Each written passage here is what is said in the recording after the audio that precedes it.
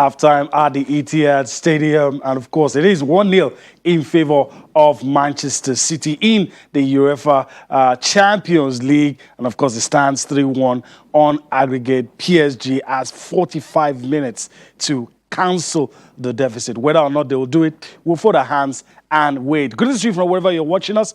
I'm Yemi Adebayo. Thanks for joining us on the show tonight.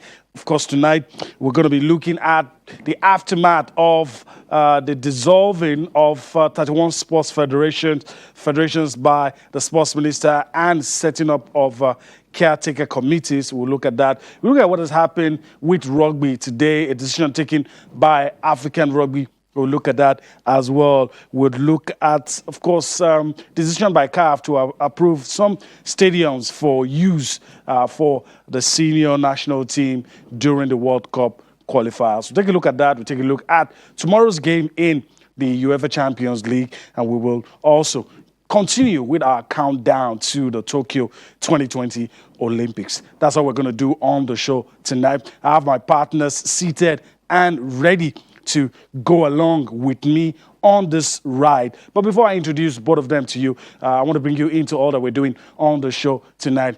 In case you're joining us for the first time and you're wondering, how can I be a part of this? How can I contribute? How can I have my say? This is what you need to do. You need to get across to us, send us a mail, sports@channelstv.com, get across to us, Facebook channels, iPhone Sports. Then, of course, you can also tweet at us, @channels_sports is where you can let your views be heard and keep your voice. We'll let the world know what you're thinking about right at this moment. And perhaps it's something you think deserves talk time. Let us know as we go on the show tonight. So that's it. So we just we'll inform you. And of course, just in case you're not watching the game, we'll be your eyes and your ears to tell you what's going on at the Etihad. Like I said, 45 minutes of football played, a goal scored by Riyad Mahrez has put Manchester City 3-1 up on aggregate. As it stands, PSG, some will say nothing at stake. They know they needed to score. They have to score 3 unreplied goals. Can they do that in the next 45 minutes? We'll see. Time will tell. All right. So let me introduce Kehinde Idris. He joins me now. Kehinde, greetings to you. Thanks for being here to talk sports with me this lovely Tuesday evening. It's good to be here. It's good to always do this every Tuesday night with you. And also, it's always good to see how the rundown is. On the local scene today, it's I think it's a bit of doom and gloom where we're talking of rugby, the issues, the ban, and also the resolve of the federations where there's been backlash and also complaints from here and there. But, it is what it is. Yeah. For you to get to the good places, you must pass through the bad places. So, all right, let's start with something that will lighten the mood a little. Let's go to Edo State and talk about what the Edo State governor is doing. Talk about Godwin Obaseki. Of course, he has met with the athletes and announced rewards for them. And that's heartwarming to see that is happening. Of course, on Friday, he awarded the athletes for winning medals during the just concluded National Sports Festival. Team Edo, as you already know, came second in the overall medals table after he won 130 medals during the festival hosted by the states. Yeah. The governor announced a cash reward during a dinner party organized by the state government to celebrate the athletes in Benin. The governor also announced a sum of 250,000 naira each for the athletes who won gold, a sum of 150,000 naira for those who won silver, and 100,000 for those who won bronze medals. And the governor also thanked them for making the state proud at the 20th National Sports Festival. Let's just take some sights and sounds from that event, and we come back for more Sports Tonight. All right, so you get to listen to, the stakeholders there. You just see some pictures. You get to listen to them as we go on. I said we're starting with something heartwarming. Yeah. That is good. Yeah, very Reward, for the athletes. For a yeoman's job, for doing so for what they've well. done, putting the state on the map, coming second. Some will say distant second. Doesn't matter. It's still second. Yeah, it's still second. And indeed, it was a good performance. Indeed, it was a good performance. I think one of the beauties for every of the athletes. And for, myself sitting here, seeing this pictures, videos, it's not even about the cash reward. Hey, the way the governor walked in, and he was acting like he's part of them, like a Boy Scout, raising his hand all the way, walking down and cheering them on. Trust me, that memory will stick longer than the monies they get from this. Because, hey, the highest bidder can come poaching them tomorrow. But for a governor to be so part of you, you don't want to go to the deputy governor. He's like one of them. He doesn't even mince words by saying, you guys want medal. Matter of fact, he represented the state. He represented the state, so you're wearing medal on your neck like I did too, so what? But for the governor, the way Godwin came out, did everything, made them feel like, hey, personally, I appreciate all of your efforts. And, collectively, the states appreciate you. That is one of the reward I always, look forward to. So many at times, I don't always buy the whole monetary reward. I always buy something more. Kenny, let's just listen to the stakeholders, listen to them, talk about the event, how happy they are, and of course the governor making some remarks at the event.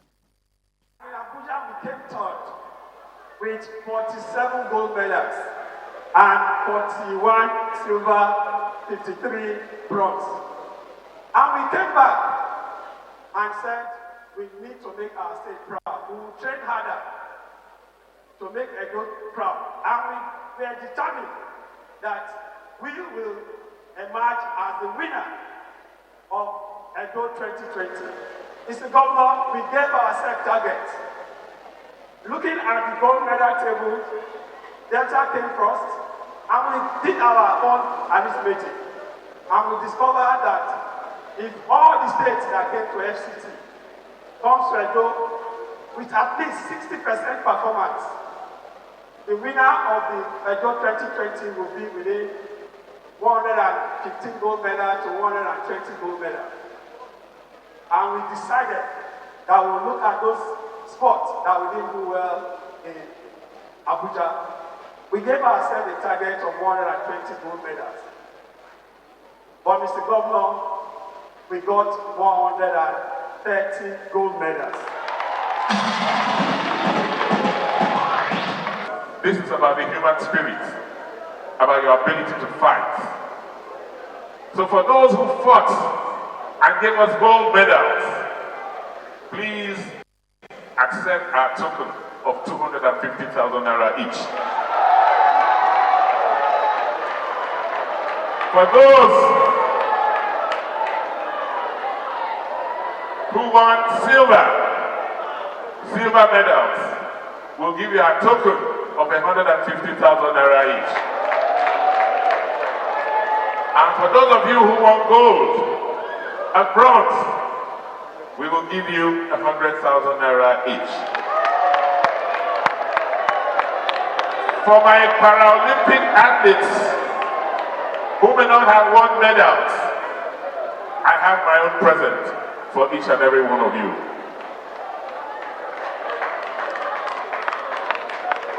As we leave tonight, don't say Edo 2020 is over and you will not train again. You must continue to train because you must show a surprise in Asaba next year. All right, Governor Godwin Obaseki and his deputy Philip Shaibu speaking at the event, and the governor already talking about the next edition, urging the athletes to train and be ready, and also, like we told you earlier, announcing monetary rewards for the athletes. We can go on and talk about this, but I like the fact that you captured it in your remarks. There are some things that mean more than money.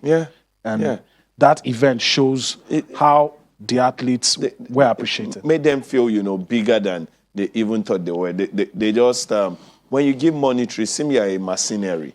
They just bring you in, you do the job, you get the money. But when you're made to feel like you're a child, oh, I'm part of this project, in and out, it is the beauty. And for what the governor said, he spoke like a daddy would speak to the child. After praising and all, he would always remember to tell you charge. Hey, the work is not finished. Yeah. You must put in more work. And, it helps you to go on for another day. We saw Lagos State do this. Now Edo State is doing it. If every state goes on doing, like this, I guess the athletes will feel even a lot better with themselves and want to do more. All right, so we hope the other states who have not done this already will follow suit. All right, our man Austin Okonakwan is waiting in the wing, so let's allow him in. Austin, good to see you. Thanks for joining us on the show tonight. You've had us talk about the National Sports Festival, the just concluded National Sports Festival, the host state receiving the athletes, giving them monetary rewards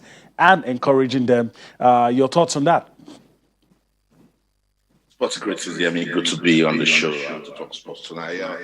Fantastic move by the Edo State government to, say well done to the athletes, encourage them.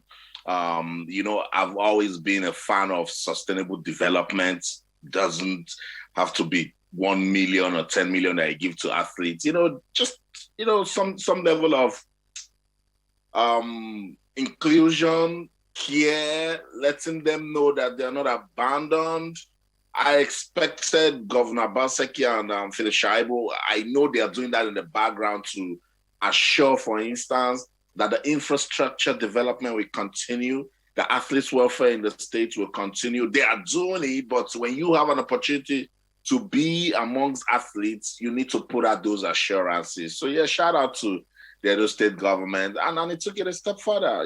Guys, let's get ready for next year, go to Asaba and dominate, because Edo, brags that they will, and Delta brags that they will come to Edo to win. Edo said, no way, our games will stop you. Delta won, so let's see if Edo can go to Delta and stun them too. If that's going to be possible. All right, guys, let's move on the show and talk about the next big thing. The next big thing is the Tokyo 2020 Olympics. And let's just tell you from where we stand officially, 80 days to that event. 80 days to the multi-sport event, the biggest sporting event on the planet. That's the Olympic Games, and it's 80 days to go. But first, before we start talking about Tokyo, let's talk about Nigeria. Over the weekend, precisely on Friday, the Sports Minister, Sunday Dare, dissolved the boards of 31 sports federations and put caretaker committees in charge. And of course, there was a meeting today. He gave them a charge, spoke with some of them. Let's quickly listen to the Sports Minister at that event, what he had to say. We'll come back for more. Sports Tonight. So we've done what is right according to the law. That's it. When are they commencing the Olympic camps, sir? We are going to give you the calendar. Okay, We'll give you the calendar. So what should we expect in this? Well, yesterday I spent 2 hours, 30 minutes meeting with about 20 of our athletes, relay team essentially, and their coaches and the technical crew. I announced to them that they will be traveling on Thursday. The COVID test is tomorrow. They're going to Texas and Florida for 4 different meets that will place us on the qualification list for the relays, the 4 relays that we have. We just announced the calendar. We're going to circulate that Olympic calendar, running effectively from May 6th up until July 3rd, when we move to Kazarazu in Japan. We hope to camp our athletes for 3 weeks in Kazarazu, which is just barely 30 minutes to the very venue of the Olympics itself. So we have our plans lined up. We have the African Championships in Algiers in June. We have the national trials in June. We're planning a 5-nation championships for athletics also in June. So when you look at it, the plan is lined up. We're just bringing it into the open. We're going to make sure that that goes to all federations. We're going to meet with the 10 presidents of the federations that will be going to the Olympics.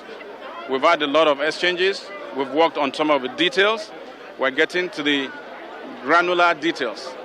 And we want to make sure that everyone is on the same page. All right, Sports Minister Sonidari speaking about plans for the Olympics. But in the first few seconds in that interview, he made it clear that he has done, the minister has done what is right under the law and is ready to move on from whatever anybody has to say. In the first few seconds of the interview he granted to the press after giving a charge to those in the caretaker committees. All right, let's just listen to, still talking about that event, let's listen to some of the individuals that are now in that caretaker committees for the sporting federations, about 30 of them. Let's listen to some of them, talk about their plans, what they have to do.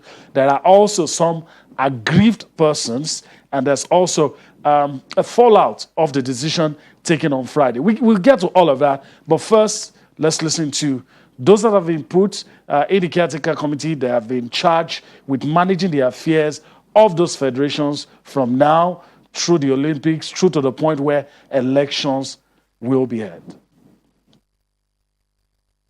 We are not all expecting it at this time. Everybody was thinking that it was going to be after the Olympics. But if you look at the legal side of things, or the regulatory side of things, we're already 4 years old, actually, in the position. The last board was also dissolved in May for elections in June. So for me, it's not coming as a surprise, simply because this should give good enough time for people who are not on the board to make themselves visible in order to go for elections in September. So again, there is no vacuum. We have a caretaker committee. In fact, the last time it was done, it's only the secretaries that were running the affairs of the federation. This one you have caretaker committee. So again, I know it rubs people on different sides of the shoulder, but I do think that it will improve our efficiency. It is an administrative step that is meant to ensure that the federations are well kept, to ensure a kind of continuity. The usual thing is that the expiration of the federation comes during the Olympic year. And if I'm not mistaken, we have stayed on for 4 years now, so as not to run foul of the regulations governing the federations. I think that step was taken, and there shouldn't be any lacuna in view of the fact that we are preparing for the Olympics. And I think that is why this mid-gap administrative steps were taken. We are just going to continue with our normal program. We'll be doing it well. We just to improve on what we've done. As you know, gymnastics has really improved over the years. Looking at the medals we brought in and the style we operate now. And then also looking at the new gym that the Edo State government just built. And that's supposed to be one of the best in West Africa. We are going to do better. We are going to keep repositioning Taekwondo as one of the foremost sports in the country. Right now, the priority is on the Tokyo Olympics, and I'm going to keep the focus on the Tokyo Olympics. But while doing that, we're going to look at how we can also engage the Taekwondo community, because there are a lot of things they want. They want programs, they want to be developed, they want to make sure there's fairness and equity in all the programs we do. And even though our numbers have reduced, we're going to make sure we give them that. So I'm going to work hand in hand with the president, who is a two-time African champion, and the Secretary General, who is very experienced, to make sure we deliver this mandate, which of course is going to end once the new board is elected and inaugurated.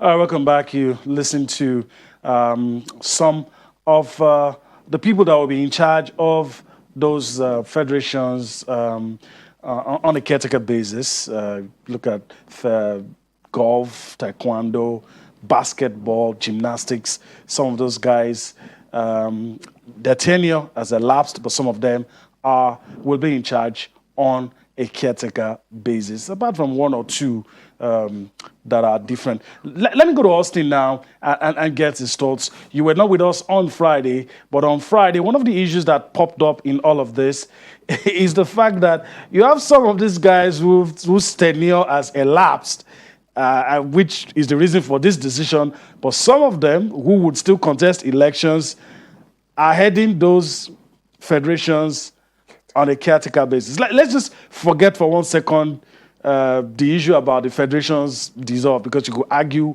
for and against, but let's leave that on one side. But the angle of being in a caretaker basis, and some of them will still want to contest. I mean, how does all of that, how does it look? Whatever way you want to look at it, there are some administrative lapses in it.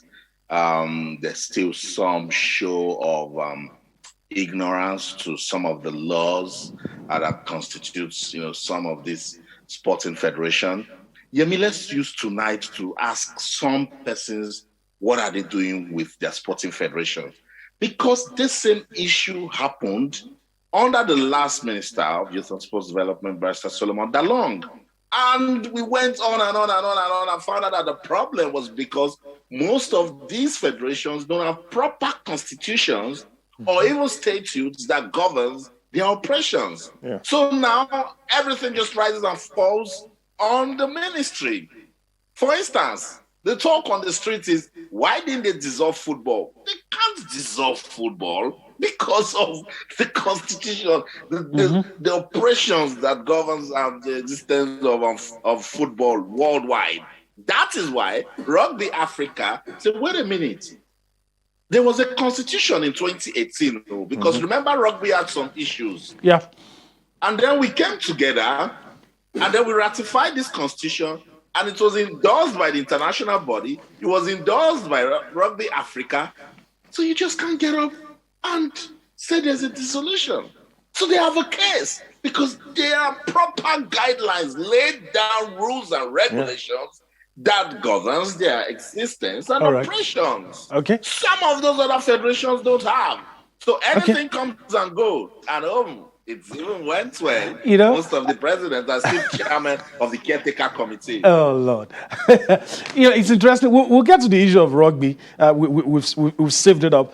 But let me just quickly say, as an update, Manchester City have scored a second goal. So as it stands, it's 2-0 in favor of Manchester City. On aggregate, it's 4-1. PSG needs to score 4 unreplied goals in the next 26 minutes to be able to advance to the final. So we'll see what happens. Austin is still with us. But Kenny, let me come to you. You threw 2 words. That's a confirmation right there. PSG needs to come up with the goods. Can they do that? We'll see. They have to do it in the next 25 minutes. Whether or not that is possible, let's see. Except I play for them. But you threw up 2 words that I hear a lot. I used to hear it in football, but like Austin pointed out, maybe after they sorted themselves out, they don't get painted with the same brush like the others. Exactly. Interference. And intervention. It always comes up. When you go and collect the money. It's intervention. When this happens. It's interference.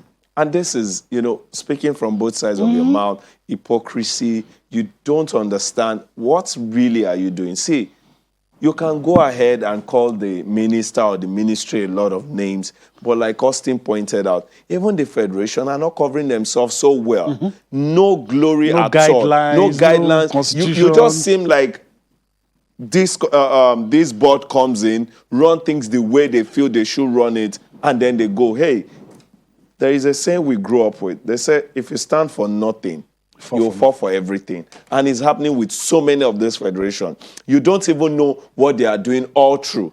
So even if after 1 year of being in the board, if someone wants to dissolve, I think a lot of us will be like, hey, if you dissolve it, it's even for the better. Because I don't even know what they are doing. There is nothing we can report. Their athletes are crying. They look at boxing.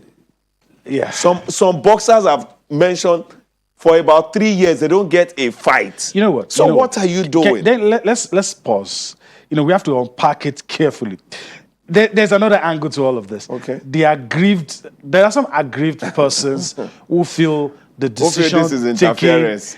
on their part is interference. Some of the other guys that are put in the caretaker said, we know this was going to happen. Yeah, exactly. But for those who were robbed somehow, where the decision robbed them somehow, maybe on the wrong side, exactly. they are aggrieved. Let's listen to some of those who feel aggrieved with the decision taken by the sports ministry on Friday. Then we'll talk about the little matter of the decision taken by African Rugby today. Yeah, from Judo Federation.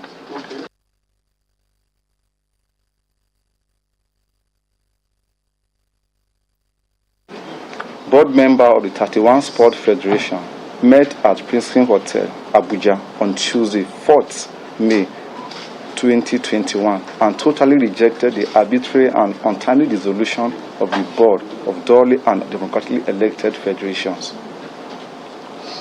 The board member also condemned and rejected the establishment of caretaker committees over duly and democratically elected sport federations whose tenure are yet to expire.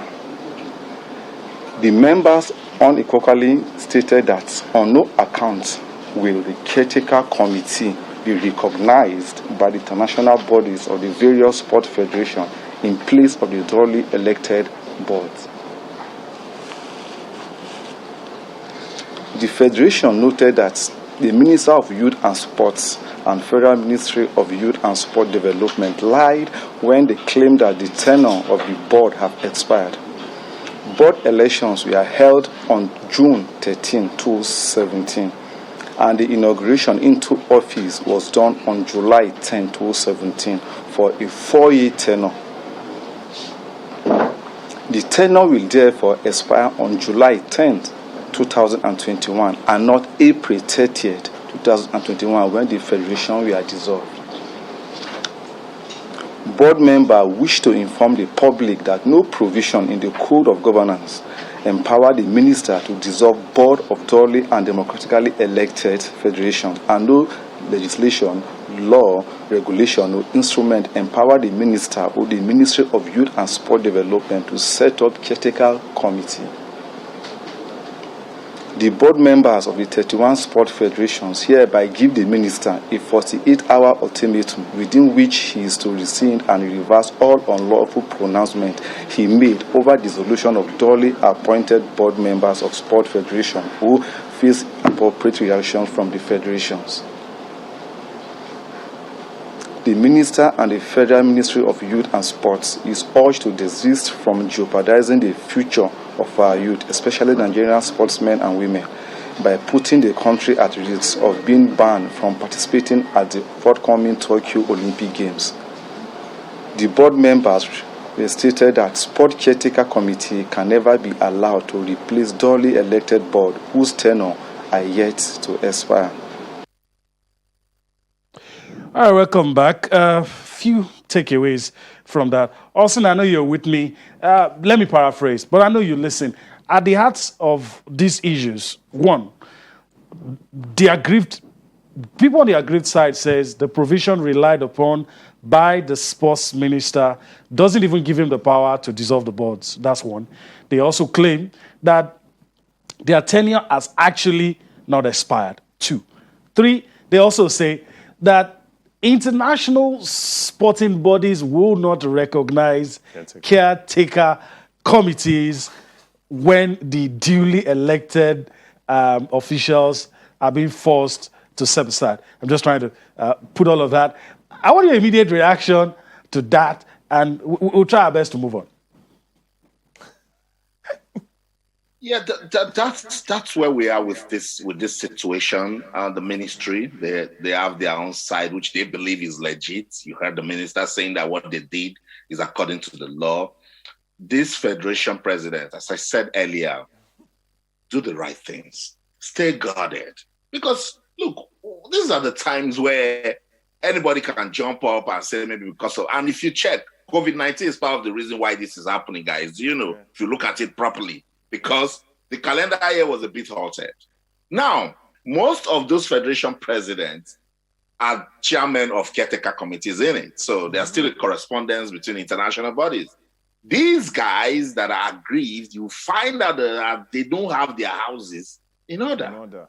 I can't wait for you to go to the rugby discussion. I've been covering sports in Nigeria for so long that before any major announcement is made, words go out. So if federations are not laid back, if there's no poor communication, if there's no terrible understanding of the operations, you should be able to speak to the ministry. You should be able to set things straight before they are done. Even if the ministry don't understand, give them counsel, advise them, tell them this is what is this is what that is. And if you do it wrongly, International Federation will come. But because they are not doing the right things. As I said, it's painful because I covered the 2017 elections and I know the sort of issues that came after the election. There was only a committee that was set up by Sir Solomon Dalong to fight some of the problems. 2021, Austin, the issues are still there. Let me butt in quickly. Ken Idris is very eager to say one or two days, probably in the lines of what you're saying. But some of these aggrieved board members who feel that they've been sidelined said something, it was subtle, but a lot of people will be worried if there's a possibility that it could happen. They're talking about the dangers of us not being at Tokyo. Some people will laugh that off, but some will also take it seriously. How do you take it? The ministry has it covered. When you go to the Olympics, you're going to represent your country. So I'm sure the ministry, they've done their own beats. They've got persons that they're talking to, and if they're not speaking to this federation president, it's because they know that they don't need them, So yes, those aggrieved federations might have their points, but words that I want them to go think about tonight is, what are you doing as a body let's go to the street and say that will make somebody see you finish. Okay. All right. For those who don't understand what else he just said, what he actually means is that there's no English for that. Local balance. Well, in local balance, what he's just trying to say, what you have been doing that makes people look at you and think you don't even deserve to be in office. You're not doing enough to justify the position that you occupy. Before we go to the rugby discussion, what do you make of some of those points I highlighted? I know you were shaking your head when you were listening. Yeah. Let me just quickly take a point from the whole aggrieved party. I understand cases like this. Some will stand on this side and sit as a 9. Some will stand on this side and sit as a 6. So it depends on where you're standing. Hey, sometimes you see differently because you're doing things not the right way. Yeah. And in the case of Nigeria, there are sayings that back up a lot of things. When you're in Rome, behave like a Roman. If you're in Germany, behave like a German. If you're in Nigeria, behave like a Nigerian. If you're here and you're part of those that rob the ego of the ministry, when days like this come, you have to accept it. And for some of these, or a lot of these federations, would they try to be independent? This is what they do. They run down to their big daddy, the ministry, and get all the support and assistance they need to every now and then. I mentioned some that don't even have programs. Some programs are going on around the world. They don't even have a knowing. Some will tell you simple things like, hey, we didn't get the mail. When the mail is there, they say they did not see it. Now, this is happening. When the ministry does this, they know that they've got all of the autonomy because they put in a lot into these federations or all of these federations, and they go ahead and do this. When the minister was saying, I've got it all covered, it is under the jurisdiction of the law. Trust me, they know what they are doing. All right. And if you think our athletes will be at Tokyo Olympics, hey, as the Russian athletes, they are going without the Russian Federation. All right. We have not even done something as much as that. We'll have Nigerians in the Olympics, whether you like it or not. Just to dispel that notion. All right, let's go to the rugby discussion quickly. I'm going to put out something for you to see on the situation with rugby. Let's just quickly tell you, just in case you've not heard, that, of course, Rugby Africa has suspended Nigeria from all continental and international rugby competitions until further notice. This followed the dissolution of the board of the Nigeria Rugby Federation by the Federal Ministry of Youth and Sports Development last week. President of Rugby Africa, Khalid Babu, says the ministry's actions did not follow the approved process as stipulated in the Federation's constitution. This means Nigeria stands expelled from the Rugby World Cup until the duly elected board of the Federation is reinstated. All right, let me go to Allstate. We're really pressed for time, but you made that point, and I just want you to quickly reiterate. Why is the case different with rugby? Was an issue, and there was a need to look into the constitution that governs rugby in Nigeria. And so in 2018, that constitution came into force properly. It was ratified, and it was adopted by the international body, by Rugby Africa, and then we were ready to go. So what I'm saying now, Rugby Africa, they've done the right thing. You cannot get, to them, this is proper interference because there was a duly elected rugby board in Nigeria. My question to the rugby board, if your house is in order, if you're doing the right things, who didn't talk to the ministry? Yeah, I mean, see, that's what I'm talking about. Who is not saying, look, in 2018, we had an issue and we rectified it, and we are doing things according to international standards. We have our constitution, we have our status, we are obeying it. We don't want problems, because if you come out and say you're going to dissolve rugby board, we're going to get sanctioned. Who didn't say that to the ministry? Okay, somebody did it, obviously. Obviously. Somebody All right, guys. definitely did not. All right, guys. Let's move on. A lot of ground to cover. Let's just tell you, it just got from bad to worse for PSG. They've been red carded a couple of minutes ago, and they're playing with a man down.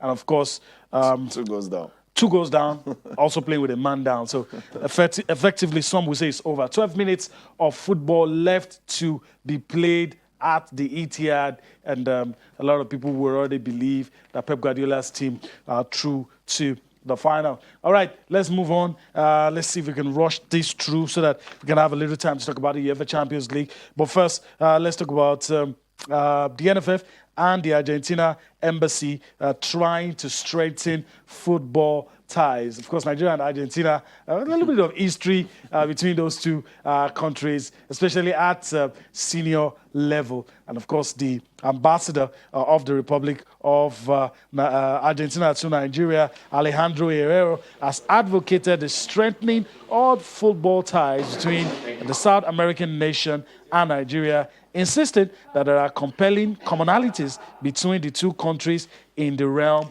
of the beautiful game. All right, so let's listen to them. Of course, in your pictures, NFF President Margie Pinnick, of course, hosting the ambassador of the Republic of Argentina. Let's quickly listen to what they had to say, their reaction. Come back for more. Sports Tonight.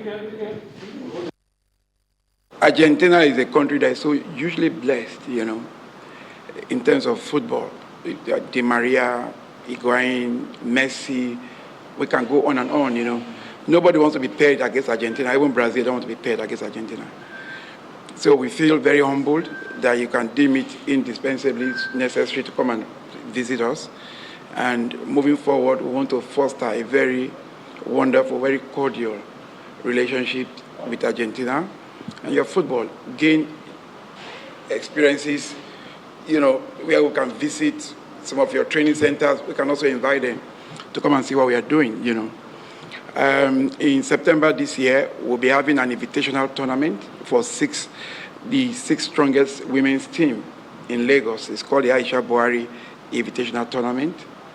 We have confirmation from Morocco, we have from Mali, we have from Ghana, we have from South Africa, and we have from Cameroon. And if you are around, I want you to be my guest in Lagos. It's called the Aichaburi Invitational Tournament, and we are doing that as a preparatory tournament.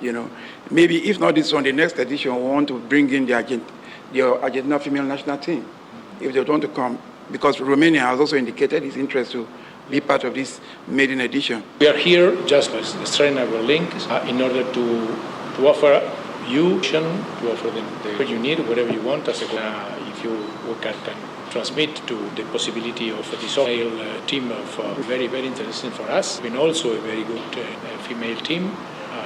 As I told you, we can do many things together. We have many things in federations, between clubs, the possibility of course, to make between clubs. We got Nigerian to make then Argentinian to make an internship could be a very good start. And that's we are ready to work together with you, Aisha. Coach,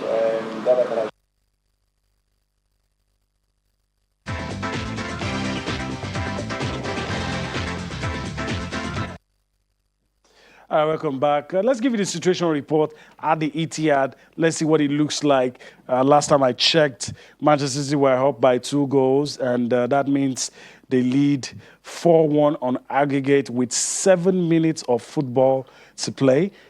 Just to also let you know that PSG are playing with a man down. So effectively, some will say it's over. It's over now. So let's give you a confirmation of that quickly as we can. We're on the home stretch. We're about to wrap things up on the show. Let's see if we can show that to you quickly. Manchester City lead 2-0 at the Etihad. All right, Austin, that's it. I'm very sure there's no way back for PSG. I need a quick response from you. How did it go from bad to worse for PSG?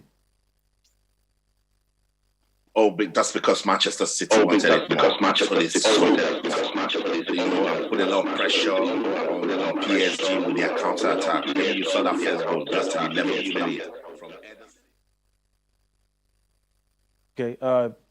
Also, we'll probably need to sort out some technical issues, and we'll get back to it. All right, okay, it's effectively over, so let's not dwell, let's not flog a dead horse. 7 stadiums have been approved for use for the World Cup qualifiers. Let's just quickly show that to you as we prepare to wrap things up on the show for the FIFA 2022 World Cup qualifiers.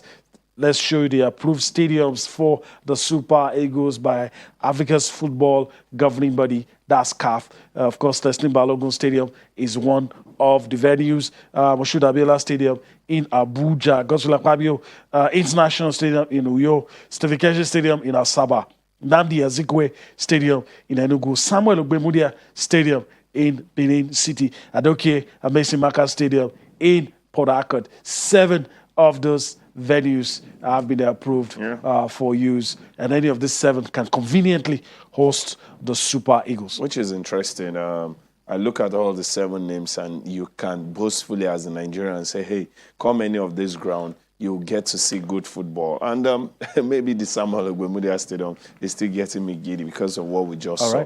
And fantastic days. Okay, that's going to be your party shot. Let me give... Okay, I guess we're not going to be able to take anything again from Austin Okon Akpan. Okay, let me see if we can just see if we can get it. Okay, that's going to be his parting shot on the show. Hopefully, we get the opportunity to talk to him again later in the week. As we go, Kehinde Idris, Roma has appointed Jose Mourinho. Did it come to you as a surprise? No. We knew Jose wouldn't be out of job for a long while. But I thought, maybe he might stay a year or so. But this is way especially past. After signing as a pundit for... Roma can say they had a semblance of very good season. They want a better season there. And if Mourinho is out of job and you can get him, go ahead. Okay. All right. Of course, English fans will miss him. It's a media darling. They love him. Kehinde Idris, I want to thank you for your time. It's always good being here. On the show. Hopefully, we'll do this again some other time. Of course. All right. Also, Konakwan was with us earlier. And of course, he will be joining us later in the week. That's a wrap on the show tonight. We're going to be back here again tomorrow. I'm Imad Adebayo. Bye-bye.